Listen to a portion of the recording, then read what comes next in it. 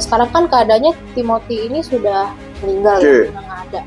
Berarti proses pelaporannya gimana tuh Bang? Nah ini jadi masalah. Jadi gini, pertama kita kan biasa tahu ada yang namanya LP, laporan polisi. Jadi saya jelasin dulu, LP itu ada 3 bentuk, 3 model gitu kan. Dan ini semua berkaitan sama registrasi. Nanti kan diregis tuh di datanya polisi, sama berkaitan sama anggaran. Buat operasional mereka ada anggarannya. Nah, LP itu ada yang model A. Model A itu yang buat itu anggota Polri sendiri. Itu biasanya kalau mereka menemukan indikasi, mereka harus buat LP tuh, kan gitu kan. Nanti LP itu biasanya terkait sama kasus-kasus narkoba lah, atau misalnya penyelundupan atau apa, anggota buat LP. Kedua ada model B. Model B itu yang buat masyarakat, itu baik delik umum atau delik aduan. Jadi masyarakat yang melihat, mengalami, atau mendengar langsung, dia bisa bikin LP, mengetahui kan gitu kan.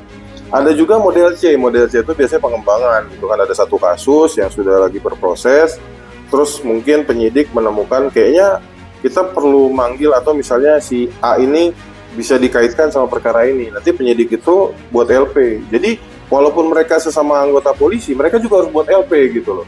Nah, pembuatan LP ini terkadang membuat anggota Polri itu jadi kaku gitu. Ya kan nggak lucu, misalnya ada anggota Polri patroli kah atau intel, terus dia melihat sebuah tindak pidana, terus dia harus balik kantor dulu bikin LP kan gitu. Itu kadang-kadang kan membuat jadi lambat, membuat jadi kaku. Jadi kewenangan diskresi Polri yang diatur dalam pasal 18 ayat 1 Undang-Undang Nomor 2 Tahun 2002 tentang Polri itu seringkali membuat anggota polisi yang ada di lapangan ragu-ragu dan malah jadi pasif kalau melihat adanya dugaan tindak pidana, karena ya mereka harus bikin LP dulu gitu loh, kan jadi lambat gitu loh. Jadi ini catatan juga buat tim transformasi bentukan Pak Prabowo yang kita sempat bahas di video sebelumnya.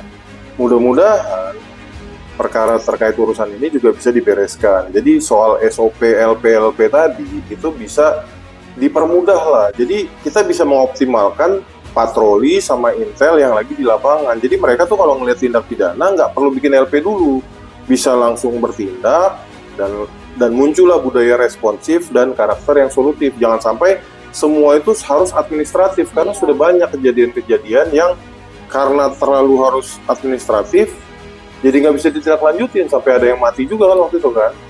Kalau terlalu lambat juga yang rugi kan masyarakat. Pasti. Buat kalian yang mau melek hukum, silakan nonton video saya. Kalau suka boleh like dan follow, kalau nggak suka nggak apa-apa, dislike aja.